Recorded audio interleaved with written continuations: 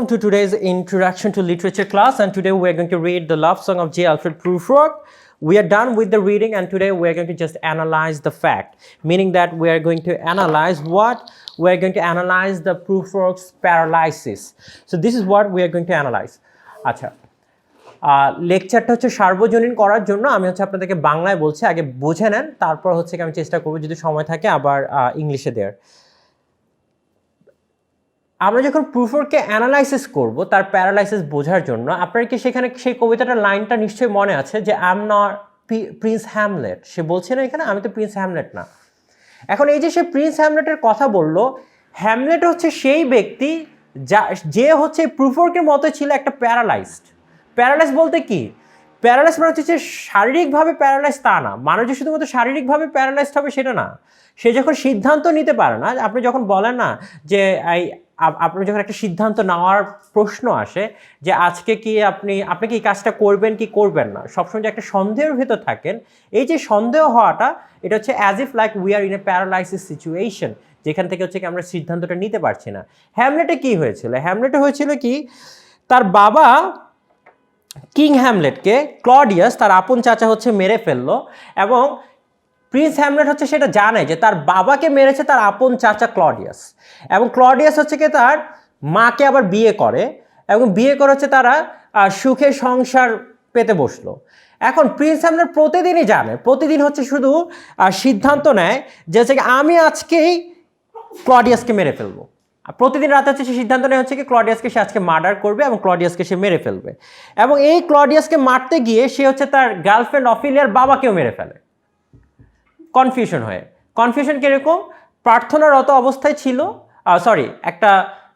তারা হচ্ছে একটা কমিউনিকেশনের ভেতর ছিল, আর্গিউ হচ্ছিল, আর্গিউ হওয়ার পর প্রিন্স হ্যামলেট হচ্ছে তলোয়ার নিয়ে চলে আসে, এসে দেখে যে সে ভেবেছিল এটাই হচ্ছে কিং ক্লডিয়াস। সে হচ্ছে ছুরিটা ঢুকিয়ে দেয়, ঢুকিয়ে দেওয়ার পর এটা হচ্ছে তার গার্লফ্রেন্ডের কি বাবা, অর্থাৎ নিজের শ্বশুরকে সে মেরে ফেলছে। বুঝতে পারছেন? প্রিন্স হ্যামলেটকে প্রতিবার তার বাবা স্বপ্নে এসে বলে যে তুমি আমার মৃত্যুর প্রতিশোধ নাও, তোমার চাচাই হচ্ছে কি আমাকে মেরেছে, এবং সে কেন মেরেছে? কারণ হচ্ছে আমার সিংহাসনের জন্য। প্রিন্স হ্যামলেট হচ্ছে গিয়ে সেই বিখ্যাত লাইন যেটা হচ্ছে আমাদের শেক্সপিয়ারের হ্যামলেট থেকে আসে, সে বলে যে হচ্ছে to be or not to be, that is the question. বলা হচ্ছে যে আমি খুন করব কি করব না এটাই হচ্ছে কি প্রশ্ন, আমি কি প্রতিশোধ নেব কি নেব না এটাই হচ্ছে প্রশ্ন। এই প্রতিশোধের আগুন জ্বলতে জ্বলতে সে অলরেডি অনেকগুলি মার্ডার কমিট করে ফেলে। অফিলিয়া সুইসাইড করে। কেন সুইসাইড করে? কারণ হচ্ছে কি হ্যামলেট হচ্ছে কি উন্মাদের অবস্থা, সে তার ভাইয়ের সাথে হচ্ছে কি তার সম্পর্ক ভালো না হ্যামলেটের, তার যেহেতু হচ্ছে গিয়ে হ্যামলেট হচ্ছে কি তার বাবাকে মেরে ফেলছে, তার শ্বশুরকে মেরে ফেলছে, অফিলিয়ার ভাইও হচ্ছে তার রিভেঞ্জ নিবে। তো হ্যামলেটের অবস্থা চারপাশ দেশে একটা একাকার অবস্থা বাড়ে, মানে সে তো প্যারালাইজ ঠিক আছে, আশেপাশে যা ছিল সব প্যারালাইসিস বানায় ফেলছে। মানে মোমেন্টটা হয়ে গেছে কি একটা স্টেজ হচ্ছে কি একজনের রিভেঞ্জ নিতে গিয়ে সে এখন দেখা যাচ্ছে কি তাকেও মারার জন্য এখন রিভেঞ্জ নেওয়ার জন্য আরো বেশি মানুষ হচ্ছে কি যে উদ্গ্রীব হয়ে আছে। তো এই হ্যামলেটের যে অবস্থা ছিল, সে জানে যে তার চাচা মারছে, সে তো পারলেই মেরে দিতে পারে, প্রতিশোধ নিতেই পারে, কিন্তু সে কখনো প্রতিশোধ নিতে পারে না। শেষ পর্যন্ত হচ্ছে কি সে প্রতিশোধ নেওয়ার জন্য সে কি করে, একটা স্টেজ সাজায়, সেই স্টেজে পারফর্ম করে দেখানো হয় কিভাবে হচ্ছে গিয়ে কিং হ্যামলেট তার বাবাকে মারা হয়েছিল, এবং তখন গিয়ে হচ্ছে গিয়ে গার্ট্রুড যে হচ্ছে কি হ্যামলেটের মা এবং যে হচ্ছে কি কিং ক্লডিয়াস, তারা হচ্ছে তখন আবার কি করে, তারা হচ্ছে কি এই জিনিসটা তাকে শেক করে, এবং তারা হচ্ছে স্টেজে একটা মারামারি হয়, এবং স্টেজে মারামারি হওয়ার পরে কিং ক্লডিয়াস মারা যায়, তার মা মারা যায়, হ্যামলেট নিজেও মারা যায়। বুঝতে পেরেছেন? তো ব্যাপারটা হচ্ছে কি, যে প্রতিশোধের আগুনটা ছিল শুধুমাত্র একজনকে মার্ডার করলেই হয়ে যায়, সেই প্রতিশোধের আগুনটা কি জ্বলতে জ্বলতে কি হলো, কতগুলি মার্ডার ক্রিয়েট করলো। এটা কেন হয়েছিল? হ্যামলেটের ভুল সিদ্ধান্তের কারণে। মানে হচ্ছে তার যে সিদ্ধান্তহীনতায় ভোগা, সে ভোগার কারণেই হচ্ছে কি হয়েছিল, হ্যামলেটে এই অবস্থাটা হয়েছিল। ঠিক তেমনি আমাদের ভেতরে যে এই যে প্রুফরক ভাইকে দেখছেন আপনি, এই প্রুফরক সাহেব, তিনি বললাম সিদ্ধান্তহীনতায় ভুগছেন। কি বলছেন যে আমি হচ্ছে কথা শুরু করব কখন, let me have a cup of T and toast, right? তারপর হচ্ছে আমি কথা শুরু করব, কিন্তু তারপর সে কি বলে, হাউ শ্যাল আই প্রিজিউম, আমি কিভাবে শুরু করব। মানে এই যে হ্যামলেট যেরকম একটা ছিল যে জানে তার বাবা কে মেরেছে, সে প্রতিদিনই প্রতিশোধ নিয়ে নেবে, কিন্তু প্রতিশোধ আর নিতে পারে না। সে বলে কি না ঠিক আছে পরে আরও প্রমাণ লাগবে, আরও অনেক কিছু লাগবে, তারপর হচ্ছে কি আমি অ্যাভেঞ্জ করব। ঠিক তেমনি আমাদের এই ভদ্রলোক প্রুফোরকে একই কাজ করতেছে, সেই জন্যই কি করলো টিএস এলিয়ট কার অ্যানালাইসিস আনলো, শেক্সপিয়ারিয়ান অ্যানালাইসিস নিয়ে আসলো, হ্যামলেটের অ্যানালাইসিস আনলো, এনে আপনাকে বোঝানোর জন্য যে আসলে প্রুফোরকে সাইকোলজিতে কি ঘটছে। আপনি হ্যামলেট না বুঝলে প্রুফোর বুঝবেন না। বুঝতে পেরেছেন? এটা একটা হচ্ছে গিয়ে প্রশ্ন। তারপরে এবার আসেন আরেকটা প্রশ্ন আসে, সে এখানে আরেকটা কবিতার লাইন বলেছিল, dare to eat a pitch.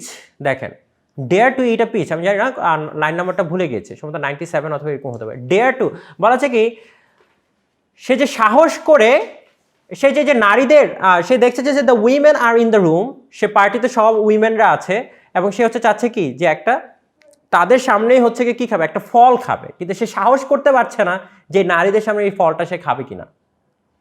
অর্থাৎ আবারও হ্যামলেটের মতো অবস্থা তার, সে সাহস করতে পারছে না ক্লডিয়াসকে আজকে মেরে ফেলবে কিনা।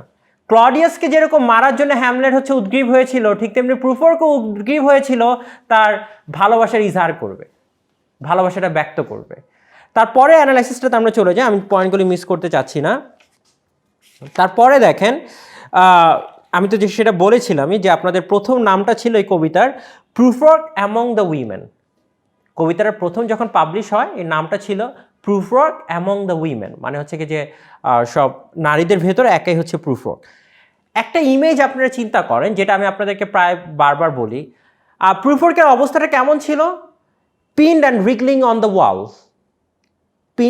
পিন মানে কি, যখন আপনি এই যে ধরো তক্তা মারো পেরেক, আপনি যখন এই যে পিন দিলেন, আপনাকে যদি আমি পিন দিয়ে এই হাতটা দিলাম, আমি হাতটা দিতে যে আপনার হাতটা দিতে যে আমি এখানে পিন ঢুকিয়ে দিই, আপনার হাতটা কি আর কিছু করতে পারবেন? করতে পারবেন। সেটা কি রিগলিং, এরকম করবেন, but you can't get rid of it, right? Prufrock বলছে আমার অবস্থাও ভাই তেমন, আমি হচ্ছে এরকমই রিগলিং করছি, কিন্তু আমি হচ্ছে এই উপায় থেকে মুক্তি পাচ্ছি না। আমি উপায় থেকে কি পাচ্ছি না? মুক্তি পাচ্ছি না। তার এত বেশি প্যারালাইসিস তার। এখন দেখেন রিগলিং কখন করে? যে ব্যক্তি দেখবেন কি প্যারালাইজ, সে কি করে? তার দেখবেন হাত কাঁপে, মানে হাত কাঁপে, সে কিছু একটা করতে চায়, বাট সে কি করতে পারে? করতে পারে না। কেন? কারণ হচ্ছে তার প্যারালাইজ। সে দেখবে যে খেতে পারছে না, লাইক অ্যাজ ইফ সে হচ্ছে কি তার হাতটা যেন কেউ পিন মেরে রেখে দিছে, মানে সে খুব কষ্ট করে করে করে করে হচ্ছে কি করছে। এটা দেখেছেন? এটাকে পার্কিনসন একটা সমস্যা আছে, মানুষের হাত কাঁপে অনেক সময়। It happens with due to age, এটা অনেক সময় এজের কারণে হয়, অনেক সময় হয়। এক্স্যাক্টলি, হ্যাঁ, তখন আপনি বুঝতে পারবেন লাইক আচ্ছা হ্যাঁ, etherized upon a table, like a patient etherized upon a table। আরেকটা ইয়ে ছিল আপনার, যেটা আমরা বলছি arms and legs are thin, এই কথাটাও ছিল। সে অর্থাৎ এইবার তার শারীরিক বর্ণনা দিচ্ছে যে দেখেন ভাই আমার তো দেখতেও খুব বাজে, আমি আমার হাত চিকন, পা চিকন, মানুষ হচ্ছে কি আমার সাথে কথা বলবেও না। এখন এটা কেন বলবে না? কেন বলবে না আপনার সাথে কথা? কারণ কি দেখেন, প্রুফোর হচ্ছে সেই ব্যক্তি, এখনকার দেখবেন যে আমাদের সোসাইটিতে কি হয়, people want to establish at first, then they want to get married, right? But when they are getting established, তখন তার বয়স হয়ে যায় কত? 40, রাইট? তখন বললাম তার ভেতর যে ইয়থ, তার ভেতর যে আর কি যৌবনটা, সেই যৌবনটা বললাম আর থাকে না তার ভিতর, থাকে না। তখন বললাম আমরা মানুষ বাই ডিফল্ট, তখন আমার ভিতর কি অনেক কনফিউশন কাজ করবে, আমার লিমিটেশন নিয়ে আমি অনেক বেশি চিন্তা করব, কারণ আমার ভিতর তো কি নেই, আমার ভিতর তো সেই যে যৌবনের যেই ঝাপটে পড়ার মতো সাহস, সেই সাহসিকতা এখন আর আমার ভিতর নেই। বুঝতে পেরেছেন? মানুষ চায় যে আগে স্ট্যাবলিশ হবে, তারপর হচ্ছে কি করবে, তার একটা ফ্যামিলি হবে, they know you know people want to go for it. কিন্তু সেই সময়টা হতে হতে প্রুফোরকের অবস্থাও সে বয়স হয়ে গেল তার 40, বাট স্টিল সে কি করতে পারলো না, he couldn't get engaged with his life partner. সে হচ্ছে কি তার লাইফ পার্টনারের সাথে মানে বিভিন্ন ধরনের তার ভিতর কনফিউশন এবং হচ্ছে কি যেটাকে বলে প্যারালাইসিক, যেটাকে বলা হচ্ছে যে প্যারাসাইটিক বিহেভিয়ার, যে বিহেভিয়ারগুলো আমরা হচ্ছে তার ভেতর দেখবো।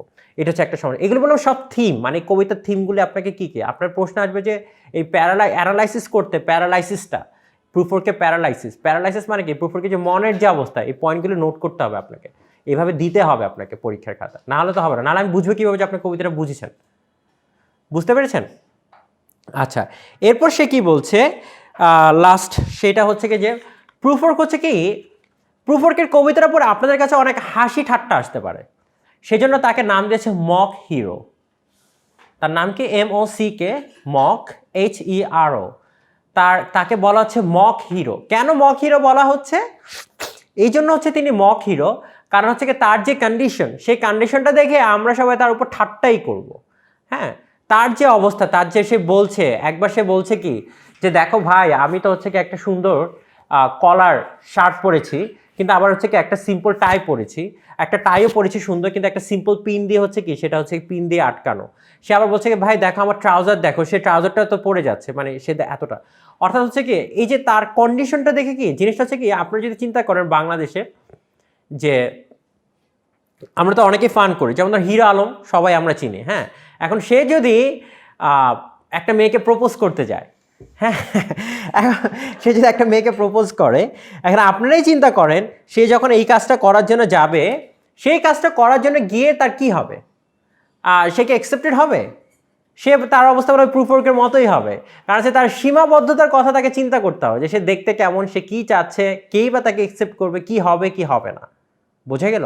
এই ব্যাপারগুলো হচ্ছে সেখানে। সেই জন্য তাকে এখন হিরো আলমকে কি আপনি হিরো বলবেন না মক হিরো বলবেন? মক হিরো হচ্ছে এই জন্যই বলবেন যখন যেটাকে বলা হয় হচ্ছে গিয়ে ঠাট্টা, মানে হাসির পাত্র। হ্যাঁ, সেই জিনিসটাকে আপনি করবেন।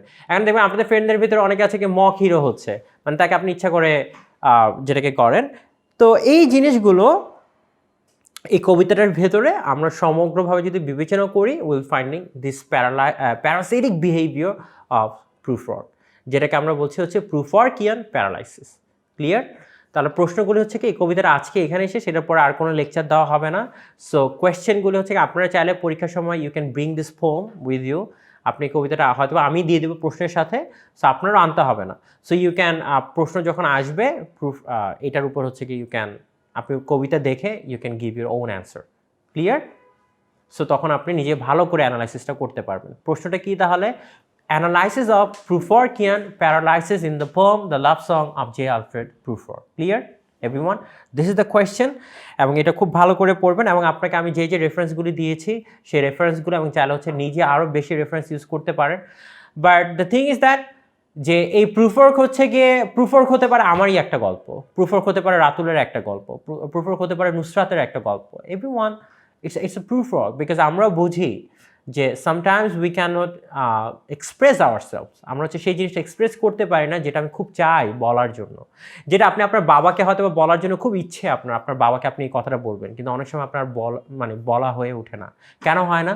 সাহস করতে পারবেন। ওই যে dare to eat a peach, হ্যাঁ, আপনি হচ্ছে কি যে dare to eat a peach মানে হচ্ছে কি আমি কি সাহস করবো এই ফ্রুটসটা নিয়ে নিব, মানে এই যে সাহস করাটা, এই সাহস করাটা আর হয়ে ওঠে না। বুঝতে পেরেছেন? এটা শুধু প্রুফওয়ার্কের কন্ডিশন না, it's the condition of all human beings. Exactly. So যেটা পড়াচ্ছিলাম শেক্সপিয়ারের হ্যামলেট। শেক্সপিয়ারের হ্যামলেট হচ্ছে একটা ইন্ডিভিজুয়াল না, যেটা আজকে ওদেরকে পড়াচ্ছিলাম। শেক্সপিয়ারের হ্যামলেট হচ্ছে কি একটা জাতি। এই যে হ্যামলেটের কথা আপনাকে বললাম, এই হ্যামলেটের মত অবস্থা দেখেন, আপনি নিজেও একটা হ্যামলেট। আপনার সিদ্ধান্ত নিতে খুব কষ্ট হয়, আজকে ক্লাসে আসবো কি আসবো না, আজকে ক্লাসে যাবো কি যাবো না, এক্সকিউজ কি দিব কি দিব না, আর যে এক্সকিউজ দিব কোন এক্সকিউজ দিব আর কোন এক্সকিউজ দিব না। So there are so many things that goes on in your mind. বুঝতে পেরেছেন? সো এই ব্যাপারগুলি হচ্ছে প্রুফওয়ার্কের একটা মজার একটা বিষয়। আমরা নেক্সট ক্লাস হচ্ছে গিয়ে যে আরও খুব মজার একটা টপিক পড়বো ইনশাআল্লাহ। সো বাট আপনাদেরকে আশা করা হবে যে আপনারা এই কবিতাটা ইচ্ছে মতো অ্যানালাইসিস করবেন, going for a deep analysis such as like finding out all the literary terms, যেটা আমি পড়িয়েছি আপনাদেরকে। আরও অনেক লিটারি টার্মস আছে, সেই লিটারি টার্মসগুলো আপনারা আইডেন্টিফাই করেন যে কবিতা এটা মেটাফোর, এটা হচ্ছে simile, these are alliteration, these are personification, these are allusion. এই যে হ্যামলেটের কথা বললাম, এটা হচ্ছে অ্যালিউশন। এটা কি?